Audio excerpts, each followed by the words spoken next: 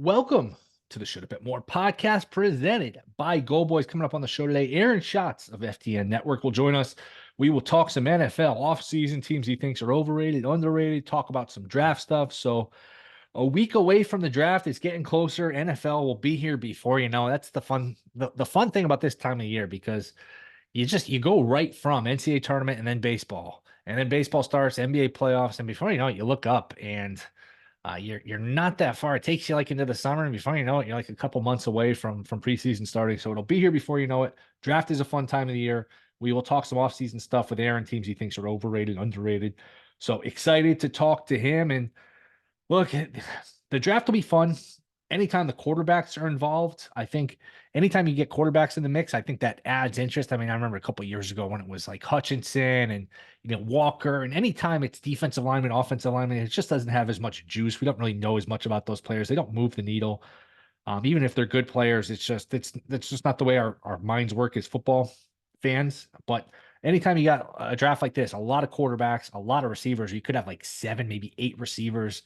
8 might be a lot, but maybe 7 receivers, at least 6 in the first round, probably 4, if not 5 quarterbacks. I would think 5 quarterbacks with probably Penix goes in the first round. The problem with betting it is after Caleb Williams, who's going 1 to the Bears, we know that. I don't think that's a secret anymore.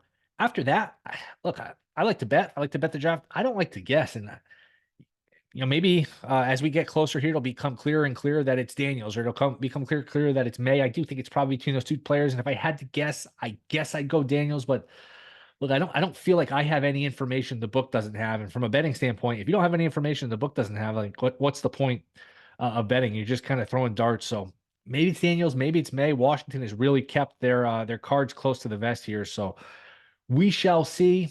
I would think McCarthy goes shortly after. It's interesting. You got teams like the Cardinals and the Chargers that don't need the quarterback. And then you figure a team like Minnesota, who armed themselves with a second first-round pick, they need a quarterback. I don't think they'll go with Darnold. I think they would probably be interested in trading up. I would think that's why they got the second first-rounder. Again, is that for May? Is that for McCarthy? Who knows? And then you got teams like the Raiders and the Broncos. And if you're the Raiders or the Broncos, you look around the AFC, everybody throw the Patriots in this mix, I guess, too. Everybody in the AFC, other than those like 3 or 4 teams, I guess the Titans, I mean, everyone's got a quarterback or a guy they at least think is the quarterback. If you're Denver, especially in the division with Mahomes, if you're Vegas in the division with Mahomes and with Herbert, now that they got Harbaugh, you need a quarterback. You desperately, desperately need a quarterback. And it's just, look, it's easy to say that, but picking where they are, I don't know that it's easy to get one. So again, fascinating draft. I don't know that there's a ton I'd love to bet here. There's some over-unders that have started to pop up. Well, the over-unders are up. There's a week 1 Packers Eagles in Brazil. That line has popped up. Eagles laying 1.5. I guess that opened 3.5 in some spots. And these books, they make mistakes, but the mistakes don't last too long because that line should not be 3.5. Although I do have a pick here on the Packers season win total in a minute. Some stuff I do feel good about in the draft. I think the Jets, there's this idea that, hey, they address the offensive line in the offseason. They got Tyron Smith. They got a couple other guys. They're all set. I don't buy that. I think they'll probably pick an offensive lineman just because they got older players at the position, and such a premium is going to be put on protecting Rodgers. I mean, we know he only lasted 4 plays last year. I think you got to come in this season and say, hey, our job depends on, if you're the Jets, our job depends on Rodgers being healthy. Nothing works. Nothing can happen. We're not going to be here next year if Rodgers is not healthy. So if we're going to overstock our team, if we're going to have one extra at somewhere, let's make sure the offensive line is good. It's like pitching in baseball. It's like, all right, yeah, you only use 5, but you're going to need 6 or 7 because a couple are going to get hurt. So maybe they go Bowers, but Jets and pick an offensive lineman is like plus 130. I don't think that's a bad bet. I've heard Odunze associated with the Giants. You can get Odunze. His over-under draft is 8.5. I would go under. I think the Odunze to the Giants stuff is kind of real. Seems like they really like him. Seems like he's a guy. He's got he's a big target, polished receiver. You need that to improve Jones, unless you're going to draft Jones's replacement, which, I mean, I wouldn't be opposed to. Jones is not the answer. Why they gave him all that money a couple of years ago was just complete fool's gold when they had that miracle run to the playoffs and they beat the Vikings and they paid Barkley, they paid Jones. That was a mistake. They should have, that was that in a weird way, that playoff run was the worst thing to ever happen to him. So I don't know that they'll replace Jones. I think they'll give it one more year with him, and maybe they'll give him a nice weapon to work with. Because if you're going to defend Jones, which look, he's always hurt, I don't think he's very good. If you're going to defend Jones, you're going to say, hey, he hasn't had any receivers, he hasn't any weapons. That's fair. So Odunze at 6 to the Giants, or the Giants minus 175 to pick a receiver, any of the receivers, I think is a good bet. So other than that, I mean, your guess is as good as mine. As we get closer, maybe by the time you listen to this, we will have more. We'll have maybe clearer information in terms of, all right, this team definitely likes that guy or whatever. Remember this time last year, the Texans hated Stroud. It was back and forth. It was between like 4 or 5 different guys. I remember listening to the shows, and Jalen Carter could go too. He's the most talented player after Bryce Young, which is even funny to think about now. Or it could be, who was it, Tyree Wilson, or it could be Levis. There was a ton of steam for Levis to go to. He was minus money to go to right before the draft, the week before the draft. So, and then they ended up taking Stroud number 2. So you never know. Anderson was favored to go second, and then they traded up to get him third. So I'm a little skeptical of the information I got. And here's the other thing too. I think with these NFL employees and NFL players getting trouble for betting, we had the Lions guys, we had the guys on the Colts. I think that the sources have dried up a little bit, where people that leak stuff, I think, are a little on edge. Like, I'm not going to lose my job for leaking this stuff. I'm going to keep my mouth shut. And I think that message has gotten through, like, hey, no more leaking anything, nothing associated with betting. I wonder if that's true, because in past years, if you knew enough people, you get some whispers of, hey, this could happen, that could happen, end up being true.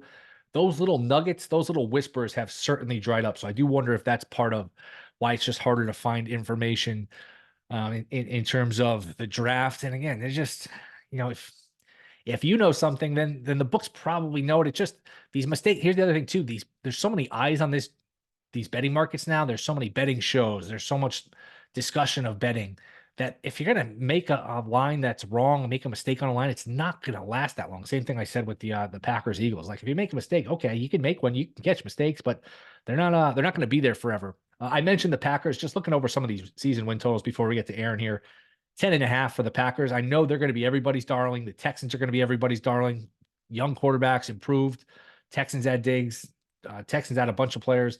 I'd be very careful on both of them, but Packers under 10.5 is a bet for me. I think, look, it's very hard to win 11 games in the NFL. And that number, winning 11 games, that's reserved for the elite of the elite. That's the Chiefs. That's the 49ers. That's, I don't know, the Bengals when they have Burrow. Even the Bengals, I don't know, have gotten to that number too much. That's the Ravens when Lamar's healthy. That's just the cream of the crop. That's the best 3 or 4 teams get to 11 plus. It's hard to get to 11 plus. You got to, first of all, you have to play really well, and you got to keep your quarterback healthy for pretty much the whole season. If Love misses even 3-4 games, you're probably not winning 11 games with Sean Clifford as a backup. So Packers under 10.5. I think, look, I get there's going to be a lot of hype. There's going to be a lot of love for them come this summer when people are picking their Super Bowls. You're going to see a lot of people picking the Packers and the Texans in the Super Bowl, either, both. I'd be careful. Texans are at 9.5. Again, we talked about that a week or so ago, where their schedule is tougher, much tougher this year. So keep an eye on that. I do like the Packers under. I think that's a bet. It's funny to look at the Patriots, 4.5 wins after all these years, Super Bowl after Super Bowl, dynasty after dynasty. It's not fair how good they are. 20 years of being either in or around Super Bowl every season, and they are sitting here at 4.5, the doormat of the league, with no assurances they're going to get better anytime soon. I mean, just because you're bad for a couple of years doesn't mean you're not going to stay bad. I mean, they could just as easily be bad for the next 6, 7, 8, 9 years, just like they were good forever. So it's all about the quarterback. You don't have one, you better find it. And if you don't, and it's a lot easier said than done. So speaking of the Patriots, Aaron Schatz is a Patriot fan, so we'll get his thoughts on who the Patriots should pick, who he wants them to pick, overrated teams, underrated teams. That is next. This is the Shoulda Bet More podcast. All right, we are back. Shoulda Bet More podcast. You can catch his work at FTN Network. You know him as the creator of DVOA. It is the great Aaron Schatz. Aaron, what's going on, man? Good to see you. Hey, I'm doing well. Off-season's been great. Introduced 1979 and 1980 into our database, which was really fun. Preparing the book, putting all kinds of tables together for the FTN Football Almanac 2024. So I've been busy. Let's get into it here. We're about a week or so away from the draft. Teams that had a good offseason. We'll start with the positive. I think a lot of people look at the Texans, the trade for Diggs, some of the other signings, and they'll be a trendy team this offseason. Would they be a team that you circle as having a good offseason? Would it be somebody else? Just give me your thoughts on who's had a good group of signings here. I like what they've done, but they lost about as much defensive talent as they've brought in. And as far as the Diggs trade goes, their wide receivers were already pretty good last year. So I think that the Texans added less from the Diggs trade than the Bills lost, right? It's going to be harder. It's not like there was like one gaping hole in the Texans lineup that Diggs fills. Whereas the Bills now have a gaping hole that they need to fill now that Diggs is gone. So, but I like Houston. And listen, I mean, with CJ Stroud and with what D'Amico Ryans did with that defense, they were already going to be a super contender for this year. So, they're definitely in it. Yeah, and they're going to be a popular pick this summer. Them and the Packers, I think, are going to be two of the trendier teams, young quarterbacks trending the right way. I Yeah, don't know. You always see that with football, though. Like it's not one two step forward one year and then a third step forward the next year. Sometimes you take a step back, the schedule is going to be much tougher again. We're sitting here in April trying to figure out the schedule. It doesn't always work out that way, but the schedule, at least on paper, does look a lot tougher here's the too. big one. Improvement in the second half of the year does not tend to carry over to the following year, even for young quarterbacks. I know that sounds crazy. You want to believe that if you're better in the second half of the year, that of course that's going to roll over into the next season. But the best way to predict how good players will be and teams is how good they were over the whole year, not just if they improved in the second half. So that's more of a statement about the Packers than it is the Texans because Stroud was good all year. Whereas Love, I think people are looking at that second half of the year and going, well, now he's going to be like that all season. And it's likely that he's not going to be that good all season. Yeah, and the last thing on the Texans too, you got a good thing going. You got a really good young quarterback in Stroud. I don't know that I want a guy like Diggs in his ear, like, hey, I'm open every play, get me the ball. I don't know that you want him in his head. Do you buy into that or no? I don't know because I don't know what the deal is. I mean, I don't. There's rumors about what went sour for Diggs in Buffalo and that he had a big fight with Josh Allen at their lockers after the loss to the Jets in Week 1. But I don't know what the personality issues are there. But we don't know yet exactly everything that's good about D'Amico Ryans, but I feel like D'Amico Ryans likely's got a little bit of Mike Tomlin in him, and that is the ability to control that locker room. And so I think with Ryans there, I'm less worried than I might be otherwise. Anyone else you think jumps out to you that, hey, this team is really improved. They've had a good offseason. They're better than people might think. Anyone in the positive?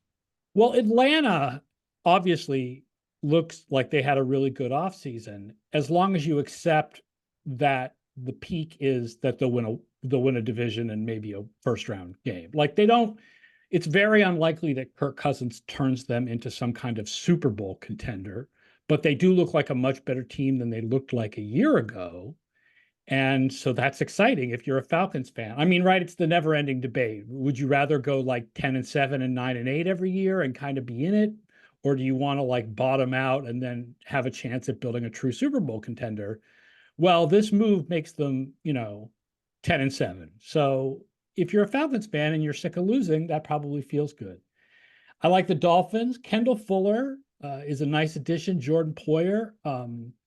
Cornerback coverage stats are very inconsistent from year to year, but Fuller has been very good for 2 years now. So I feel like there's a better chance that he'll be good again in 2024 than there is for other corners.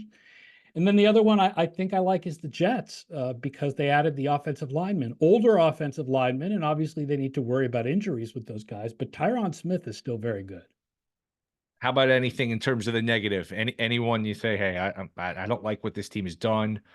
I'm trying to think of anybody that jumps off to my top of my head. I A don't know. lot of Take it people have whatever. talked Yeah, go. about the Cowboys. Okay. And I would be down on the Cowboys because of players lost. But I'm not down on the Cowboys because they have not signed free agents. I don't feel like the Cowboys needed to go out there and prove anything by signing a bunch of mediocre free agents that wouldn't really bring anything to the table. Like it sucks that they've lost players like Tyron Smith and Jaron Curse and other players that they've lost.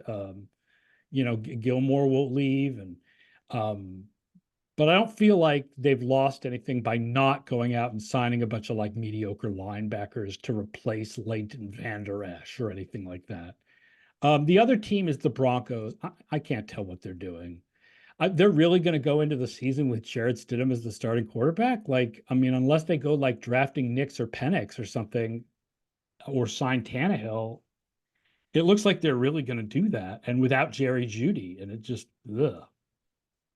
Yeah, my guess is they, by hook or by crook, they come away with a quarterback in the draft, and look, they're not in the position where they're drafting one of the premier guys. Like we've seen people get good quarterbacks all around the draft. I mean, Yeah, I mean, listen, a Tannehill Penix combo, is interesting. Like Tannehill will be the quarterback, and then maybe Penix or Nix develops, that would be, but Jared Stidham is not, trust me as a Patriots fan, Jared Stidham is not a guy. Not, no, no. yeah, and it's funny you bring up Tannehill. I've always been kind of a Tannehill fan. Not that I think he's great, or not even think he's average, but I don't know, slightly below average. I feel like he doesn't get enough mention for what he can bring. Like I don't think he had much talent at receiver with the Titans. He can move a little bit. I just think You're he's not a big okay. Nick Westbrook-Akine fan? I'm not.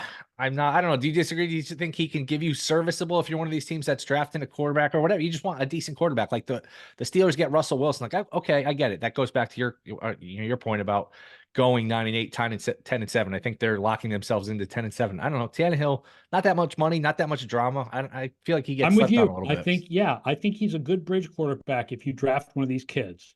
I think he's a good bridge quarterback, and maybe that's what ends up happening in Denver, because Denver's not going to get the top four guys. They're not going to get those top four guys. It's going to be Nix or Penix, or I guess Spencer Rattler in like the fourth round, Right. Right. or that kid from Tulane. I don't know. To me, the most confusing team, and I don't think I prepped you on this, so I'm putting you on the spot a little bit, is Philly. I don't know what to do with Philly. Are they the team that almost won the Super Bowl? And I got to give you credit. You were on my old podcast 2 years ago. I asked you for a sleeper team, and I think Philly was 40-1, and you mentioned them, and they damn near won it. Are they the team that almost won it 2 years ago, or are they the team that basically gave up on life the second half of the season last year? I Philly and think they're Hurts are probably somewhere in between, right. but there are some interesting moves. Going 3 years younger at edge rusher by trading Reddick and signing Huff, but and giving up on run defense because Huff is not good at run defense. Devontae Parker is like a whatever, like big whoop-de-whoop there. They're prepared for the loss of Jason Kelsey. So that's good. They've got Cam Jurgens to go in at center.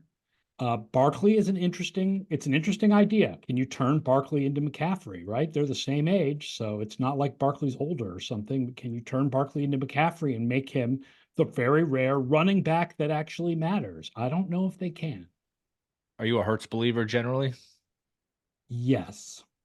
I am generally a Hurts. I mean, let's put it this way. So there's three different types of quarterbacks we talk a lot about. There's the quarterbacks who win for you.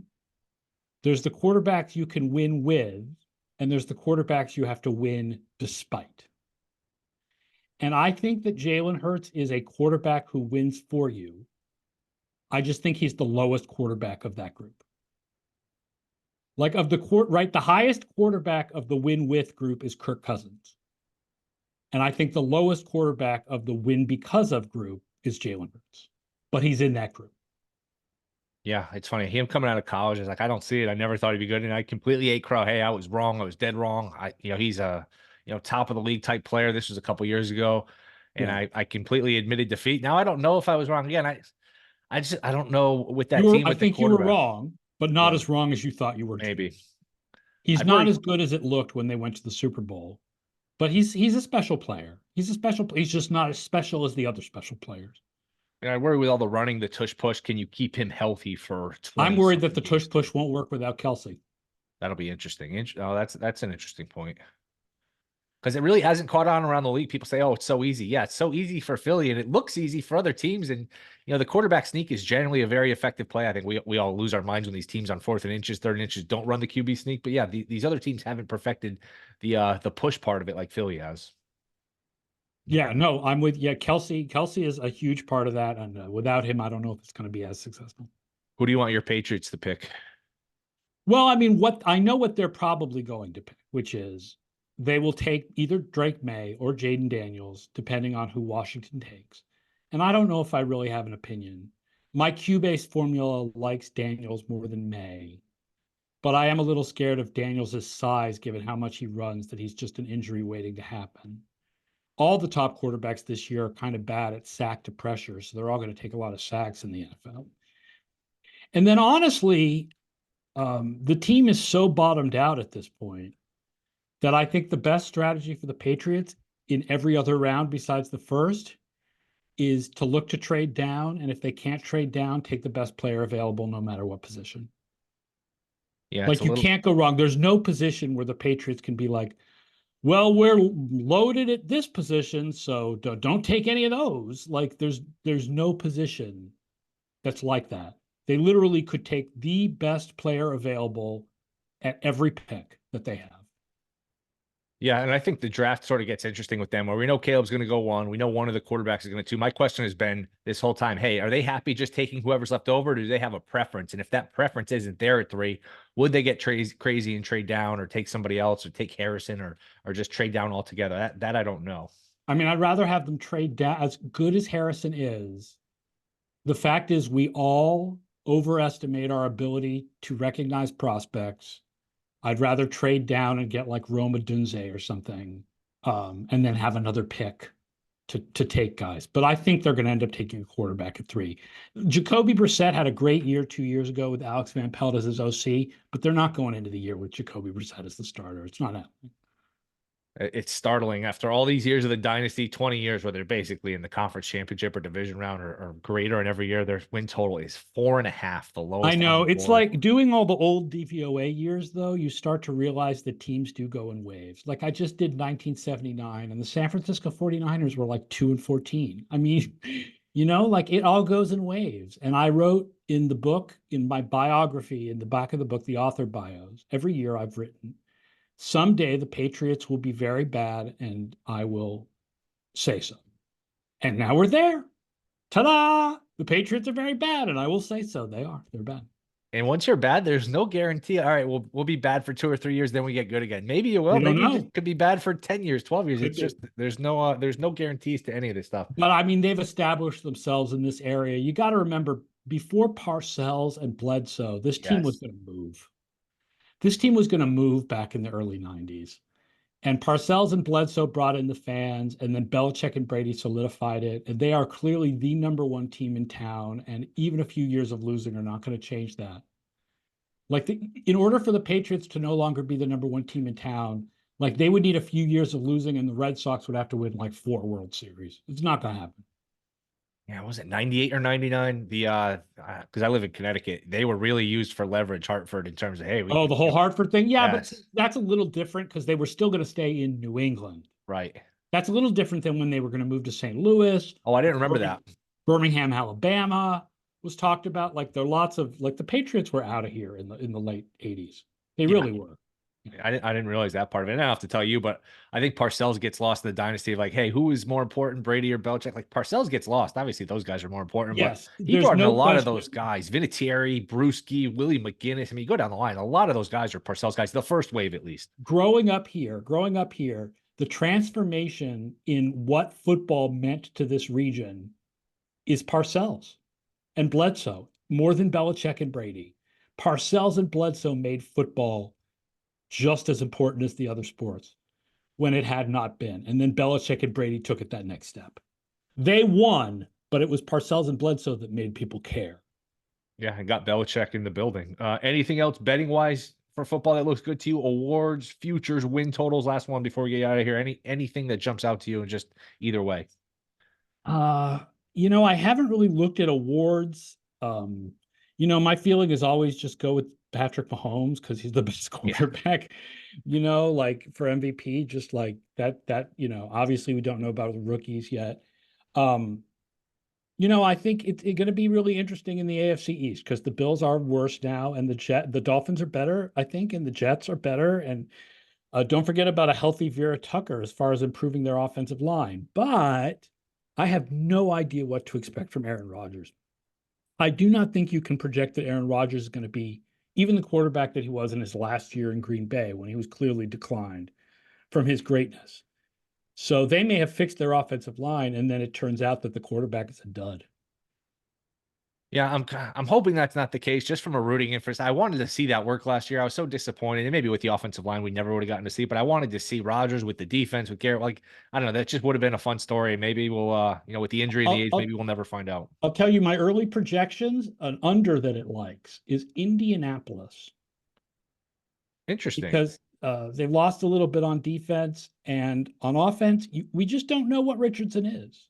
Like, we don't know if Richardson is going to be better than Minshew was last year. I mean, the upside is great. The upside Yeah. is great. So obviously you want, believe in this guy's upside, but we don't know. He's a rookie. He's essentially a rookie. So I like the under. I don't know what the over under is on Indianapolis in the markets, but my guess is that I would like the under. And I was impressed from the little I saw of Richardson with the physical talent, but you got to worry about him staying healthy too, because every play with him is like a car crash. I mean, he's And just you don't know what you're going to get for whole season. You could get Justin Fields, right? Where where the physical talent is impressive and the highlights are impressive and all the stuff in between sucks. In between the highlights, we don't know. Or he could be great. I just have I have no idea. And you have to default to the idea that he's basically still a rookie. And that means I think Indianapolis, you would want to go under what the market says. 8.5 wins for Indianapolis. Yeah, I would go under that. Yep. Interesting. I do like Steichen as a coach, but you make some good points. The one that jumps out to me, I'm curious what you think. Green Bay 10.5. Green Bay, that's a lot of wins. Expecting anybody to get to 11, lot of wins. That's a lot of wins from that defense too. And a good division.